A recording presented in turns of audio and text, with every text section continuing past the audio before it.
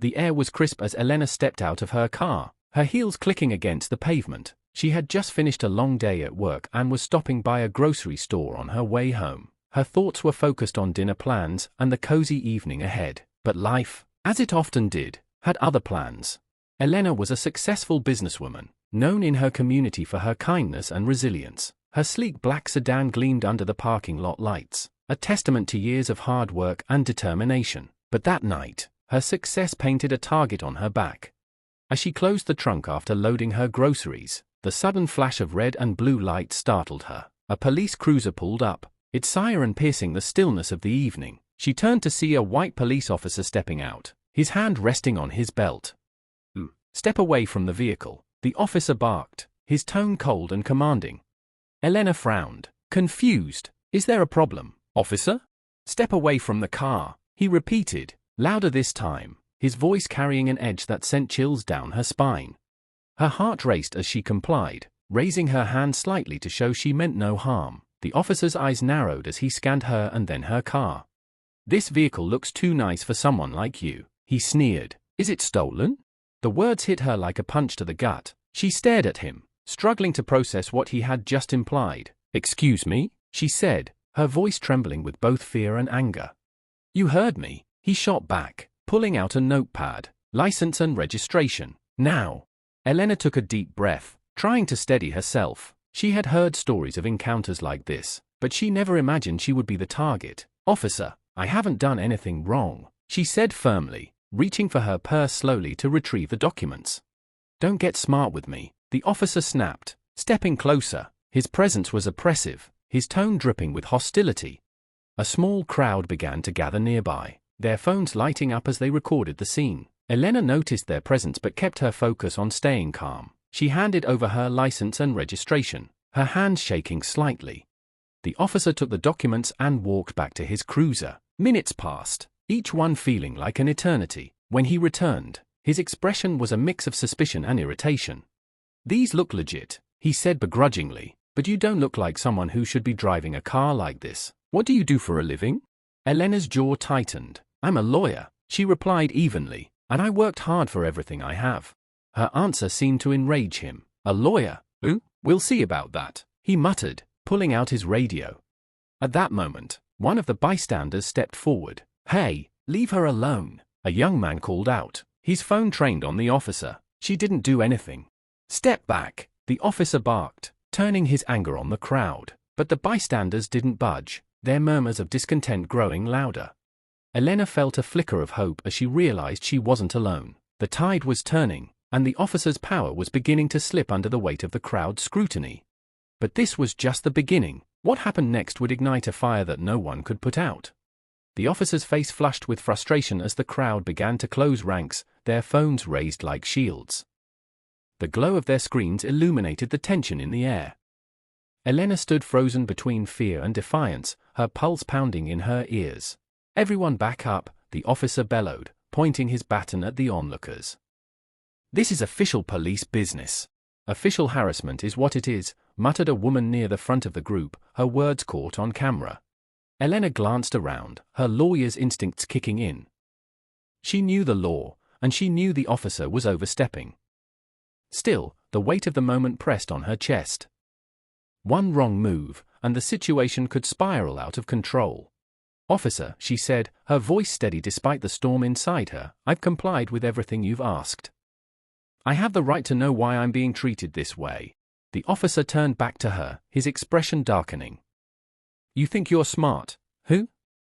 Big shot lawyer thinks she can tell me how to do my job?" Elena met his glare, refusing to look away. "I know my rights," she said firmly. The crowd murmured their support, emboldened by her courage. One man called out, "We're watching, officer." "You better think twice." The officer's grip on his baton tightened as he glanced around. The power dynamic was shifting, and he knew it. Desperate to regain control, he reached for his radio. "Backup requested," he barked into the device. Possible disturbance at the downtown grocery parking lot. Elena's stomach sank. Backup meant more officers, more weapons, and more potential for things to escalate. She had seen this before, played out on the news too many times to count. But this time, she was the one at the center of it. "You're making a mistake," she said, her voice cutting through the murmurs of the crowd. "This isn't about law enforcement. It's about profiling. And I won't stand for it." The officer laughed bitterly. "Profiling? Don't play the race card with me," he spat. "You're acting suspicious, that's all." The crowd erupted in protest. "Suspicious of what?" someone shouted. "She's just loading her groceries." "Yeah, why don't you explain yourself?" added another voice. The officer faltered, his bravado cracking under the collective gaze of the crowd. He looked down at his radio as if it could provide an escape from the growing tension. Just then, a car door slammed nearby. A tall woman in a business suit stepped forward, her phone in hand. "What's going on here?" she demanded, her tone sharp. Elena recognized her instantly, Veronica James, a prominent civil rights attorney and local activist. "Ms. Carter," Veronica addressed Elena, "are you okay?" Elena nodded, relief washing over her. "I'm fine, but this officer seems to think I don't belong here." Veronica's eyes narrowed as she turned to the officer. "Is that so? Would you like to explain why you're detaining her without cause? Or should we take this to court?" The officer hesitated, his bluster deflating under Veronica's scrutiny. "She was acting suspicious," he mumbled, his gaze darting to the crowd. "Suspicious?" Veronica repeated, her voice cutting like a knife. "Because she's a black woman driving a nice car? That's not suspicion. That's discrimination. And I suggest you reconsider your actions before this footage ends up in court and all over the news." The officer's jaw tightened, but he said nothing. The crowd cheered, sensing victory. Elena felt a surge of gratitude and strength. For the first time since the ordeal began, she felt like she had an ally who could truly stand up to the abuse of power. But the battle wasn't over. The sound of approaching sirens pierced the air, and Elena's heart sank once more. Backup had arrived. As the backup cruisers rolled into the parking lot, the tension thickened. 2 additional officers stepped out, their hands instinctively hovering near their holsters as they scanned the scene. The sight of the growing crowd and the determined faces holding up phones seemed to throw them off balance. "What's going on here, Officer McAllister?" one of the newcomers asked, his tone cautious. McAllister, the original officer, stiffened, pointing toward Elena. "Possible stolen vehicle. She's being uncooperative." Veronica James stepped forward before Elena could respond. "Uncooperative? You mean she asked for her rights to be respected?" She gestured toward the crowd. "You've got dozens of witnesses and video evidence proving she's done nothing wrong." The new officers exchanged uneasy glances, their confidence wavering as they noticed the murmuring crowd. Phones were capturing every angle of the incident, and their badges gleamed under the harsh light of scrutiny. Elena, emboldened by Veronica's presence and the crowd's support, took a deep breath. "Officer McAllister demanded to know how I could afford my car. When I told him I'm a lawyer, he called for backup. That's the only suspicious thing I've done tonight." "You need to calm down," McAllister snapped, his voice laced with frustration. He turned to the other officers. "We're dealing with a hostile individual and an escalating situation." The crowd booed, their disapproval rising like a wave. A man at the front shouted, "We're not going anywhere. We've got her back."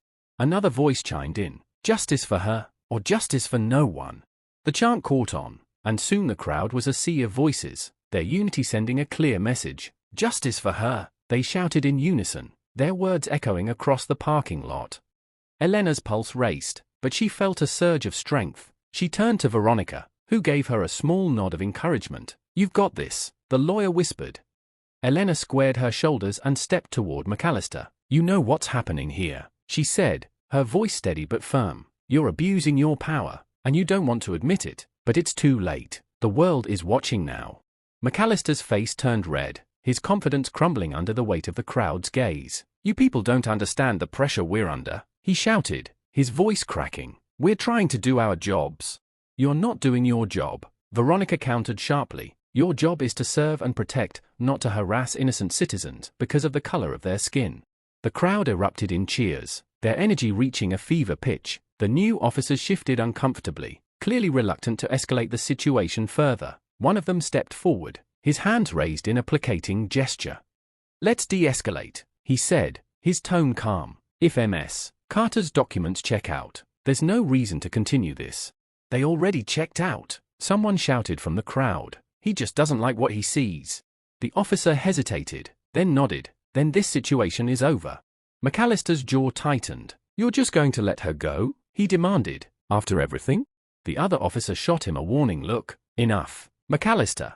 As the tension began to deflate, a voice from the crowd rang out. We're not done until he apologizes. Elena turned toward the speaker, her eyes widening. The idea seemed impossible, but the crowd picked up the chant with fervor. Apologize, apologize. McAllister looked trapped, his face a mixture of anger and panic. I'm not apologizing for doing my job, he shouted. Then you can explain yourself in court, Veronica said coolly, and to the media. The officer's resolve wavered, his gaze darting between the determined faces of the crowd and the flashing cameras. Finally, with a deep, begrudging sigh, he turned to Elena. I'm sorry, he muttered, barely audible over the crowd. Didn't catch that, someone shouted. I said I'm sorry, McAllister barked, his voice cracking under the weight of humiliation. The crowd erupted into cheers, their triumph palpable. Elena felt a mix of relief and vindication. But the fight wasn't over yet. The apology was only the beginning. As McAllister retreated toward his cruiser, the new officers began dispersing the crowd, assuring them that the situation was resolved. But Elena knew this moment wasn't just about her. It was a spark, a rallying cry for something bigger. Veronica turned to her with a small smile. This is going to make waves, she said. You ready? Elena nodded, her resolve hardening, more than ever. The night wasn't over yet, but the tide had turned. The world was watching, and Elena was ready to make sure they never looked away again. The sun was rising when Elena finally returned home, exhausted but resolute. She set her keys on the kitchen counter and sank into a chair, her mind replaying the night's events. The confrontation had been surreal, but now it was over, or so she thought. Her phone buzzed incessantly on the table, notifications piling up faster than she could read them. Texts, calls, and social media alerts filled the screen. Friends, colleagues, and even distant acquaintances were reaching out.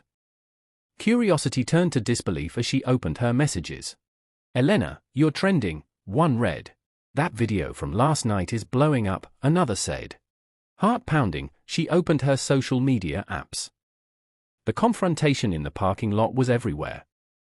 Clips of the officer's humiliation, the crowd's chants, and Veronica's sharp rebuke had gone viral. Some videos had already amassed millions of views, with hashtags like #JusticeForElena and #StandAgainstProfiling trending worldwide. Elena's inbox was flooded with messages of support. People from all walks of life shared their own stories of discrimination, thanking her for standing up against injustice. But not all the messages were kind. Who do you think you are? One comment sneered. Another entitled whiner playing the victim card, said another. Elena sighed, the weight of the moment settling on her shoulders. She had known this wouldn't be easy. Standing up for what was right never was. As she scrolled through the endless stream of reactions, her phone rang. It was Veronica. Good morning, star of the internet, Veronica greeted, her tone light but focused. How are you holding up? Elena hesitated. Overwhelmed, she admitted. It's a lot. It is, Veronica agreed. But this is also an opportunity. People are paying attention, Elena. This could be the start of something bigger. Elena leaned back in her chair, letting Veronica's words sink in. She had always believed in justice and equality, but being thrust into the spotlight felt like uncharted territory. What's next? She asked, her voice steady despite her uncertainty. Veronica chuckled. I thought you'd never ask. First, we need to hold that officer accountable. I've already started drafting a formal complaint. With all the footage we have, his actions will be hard to ignore. And after that? After that, Veronica said, her tone turning serious, we take this fight beyond just one officer. We use this moment to shine a light on systemic issues. Police reform, racial profiling, there's a lot of work to do. Elena nodded slowly. She had always been passionate about justice, but this felt like a calling. I'm in, she said firmly. Good, Veronica replied. I'll set up a press conference. The media is already clamoring for your story. It's time to take control of the narrative. The idea of facing cameras and reporters made Elena's stomach churn, but she knew it was necessary. If her experience could spark change, it was worth the discomfort. The press conference was held that evening in a packed community center. Reporters crowded the room, their cameras and microphones aimed squarely at Elena. Beside her stood Veronica, calm and commanding as ever. Elena took a deep breath as Veronica introduced her. "This is Elena Carter," she began. "A respected lawyer, a community leader, and, last night, the victim of racial profiling. She has something to say, not just for herself, but for everyone who's ever been in her shoes." The room fell silent as Elena stepped forward. The weight of countless eyes and cameras pressed down on her, but she stood tall. "Last night," she began, her voice steady, "I was stopped and harassed for no reason other than the color of my skin. What happened to me wasn't just an isolated incident. It's part of a larger pattern that far too many people face every day." Her words were met with murmurs of agreement and nods from the crowd. "I'm here today," she continued, "not just to share my story, but to demand change. We deserve a justice system that protects us all equally. And we deserve to live without fear of being judged or targeted for how we look." As she spoke, flashes of light from cameras punctuated her words. Her voice grew stronger with each sentence, her conviction radiating through the room. When she finished, the crowd erupted into applause. Reporters shouted questions, their voices blending into a cacophony of urgency. Veronica stepped in, expertly fielding inquiries and deflecting hostile comments. But the most striking moment came when a young woman approached Elena after the conference. Tears streamed down her face as she said, "Thank you for standing up for all of us." Elena embraced her, the weight of the moment hitting her all over again. This wasn't just about her anymore.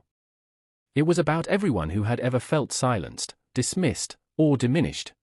As she left the community center, flanked by Veronica and supporters, Elena realized that the viral storm wasn't the end of her fight. It was only the beginning. In the days following the press conference, Elena's story continued to dominate headlines. News outlets across the country debated the implications of what had happened. While many hailed her bravery, others dismissed her as just another troublemaker. Social media remained a battlefield, with supporters rallying behind her and detractors attempting to discredit her. Elena tried to stay focused, but the sheer scale of the reaction was overwhelming. Every time she turned on the television or glanced at her phone, her face stared back at her. Interviews, op-eds, and panels dissected her actions, her words, even her car. Despite the chaos, Elena kept moving forward. Veronica had arranged meetings with activists, community leaders, and civil rights organizations. Together, they began laying the groundwork for a broader campaign against racial profiling. One afternoon, as Elena was reviewing legal strategies in her office, Veronica burst in, a laptop in hand. "You need to see this," she said, her tone urgent. Elena frowned, setting down her papers. "What now?" Veronica placed the laptop on the desk and hit play. The screen showed a grainy video, clearly shot on a hidden camera. In it, Officer McAllister sat in what appeared to be a bar, speaking to another man. "They're making me the bad guy," McAllister grumbled, his words slurred. "Like she's some saint. I bet she staged the whole thing." The other man laughed. "Yeah, like she planned for you to freak out over her car." McAllister's face darkened. "Doesn't matter, they'll forget about this soon enough. People always move on." The video ended abruptly, leaving Elena and Veronica staring at the screen in silence. "Who filmed this?" Elena asked. "An anonymous tipster sent it to me," Veronica replied. "It's already making the rounds online." Elena exhaled sharply. "He's doubling down. He's not sorry at all." Veronica nodded grimly. "Which is why we can't let this die down. We need to keep the pressure on." Later that evening, Elena attended a town hall meeting organized by local activists. The community center was packed, standing room only. People from all walks of life had gathered to voice their frustrations and share their stories. As Elena took the stage, the room fell silent. She looked out at the sea of faces, some hopeful, some angry, all determined. "I'm not here to talk about one bad officer," she began. "I'm here to talk about a system that allows this kind of behavior to go unchecked." Her words ignited a fire in the room. People nodded, clapped, and shouted their agreement. One man stood up, his voice shaking with emotion. "I've been stopped 3 times this month for no reason. They say it's random, But it's not. We all know it's not. A woman near the front added. My son was harassed last week. He's only 16. He was terrified. The stories poured out, each one more heartbreaking than the last. Elena listened intently, her resolve hardening with every word. By the end of the night, the room was buzzing with ideas. Petitions, protests, policy changes. Everyone wanted to do something, and at the center of it all was Elena, a reluctant leader who had become the face of a movement. But not everyone was on board. As Elena's campaign gained momentum, so did the backlash. Anonymous threats began trickling in, emails, letters, even voicemails. Some warned her to back down, others were more explicit, laced with racist slurs and violent imagery. Veronica insisted on hiring security, but Elena refused. I won't let them scare me, she said. That's exactly what they want. Still, the threats took their toll. Each one was a reminder of the risks she was taking, the price of speaking out. But as difficult as it was, Elena knew she couldn't turn back. The breaking point came when a local news station aired an exclusive interview with Officer McAllister. Sitting in a polished studio, he painted himself as a victim of cancel culture. I've served this community for over a decade, he said, his voice dripping with self-pity. I've made mistakes, sure, but I've always tried to do the right thing. Now my career is ruined because of one interaction. The interview infuriated Elena. Watching him play the victim, she felt a surge of anger unlike anything she'd experienced before. Enough is enough, she told Veronica. If he wants to tell his story, so will I, the whole story. The following week, Elena sat down for an interview of her own. It wasn't flashy or rehearsed, just her, a journalist, and a camera. She spoke candidly about her experiences, not just with McAllister, but with the countless microaggressions and outright discrimination she had faced throughout her life. I'm not doing this for attention, she said. I'm doing this because I refuse to let fear win. If my story can help even one person, then it's worth it. The interview aired that night, and the response was overwhelming. Messages of support flooded in from around the world. Celebrities tweeted their solidarity. Activists called to collaborate. But the most meaningful reactions came from ordinary people, people who saw themselves in Elena's story and felt inspired to speak out. As the movement grew, so did Elena's determination. This wasn't just about her anymore, it was about everyone who had ever been silenced, dismissed, or ignored. And she wasn't going to stop until real change was within reach. The courtroom buzzed with tension as the trial against Officer McAllister began. Rows of spectators filled the gallery, a mix of community members, reporters, and activists. Elena sat with Veronica by her side, their presence a symbol of resilience. The prosecution wasted no time presenting its case. Footage of the initial incident, the viral video, and the damning hidden camera recording painted a clear picture of McAllister's misconduct. Witnesses from the parking lot testified about his aggressive behavior and blatant racial bias. Elena took the stand as the prosecution's star witness. As she recounted the events, her voice was calm but firm. She didn't embellish or dramatize, she simply told the truth. I wasn't stopped because of a traffic violation, she said. I was stopped because of who I am, and that's not just wrong, it's dangerous. The defense attempted to paint McAllister as a dedicated officer who had made an unfortunate mistake, but their arguments rang hollow in the face of overwhelming evidence. When the prosecution rested its case, the courtroom fell silent. The judge's gavel echoed through the room as the jury filed out to deliberate. Outside the courthouse, a massive crowd had gathered. People held signs that read "Justice for All" and "End Racial Profiling." Chanting filled the air as supporters rallied behind Elena and the broader fight for accountability. Elena stepped outside with Veronica, the energy of the crowd washing over her. Strangers approached to thank her, some with tears in their eyes. "You're giving us hope," one woman said, clutching Elena's hand.